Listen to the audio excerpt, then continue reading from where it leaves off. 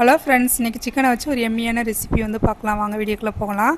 அதை க்ளீன் பண்ணி வச்சுக்க சிக்கன் கொஞ்சம் தேவையான அளவுக்கு உப்பு, மஞ்சத்தூள், மிளகாய்த்தூள் சேர்த்து நல்லா மிக்ஸ் பண்ணி ஒரு அரை மணி நேரம் ஊற வச்சு எடுத்துக்கலாம்.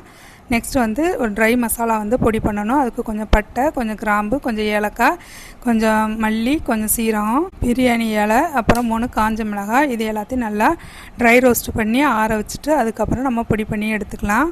கொஞ்சோண்டு பூண்டு வந்து எடுத்திருக்கேன், அதை நல்லா தட்டி வந்து எடுத்துக்கலாம்.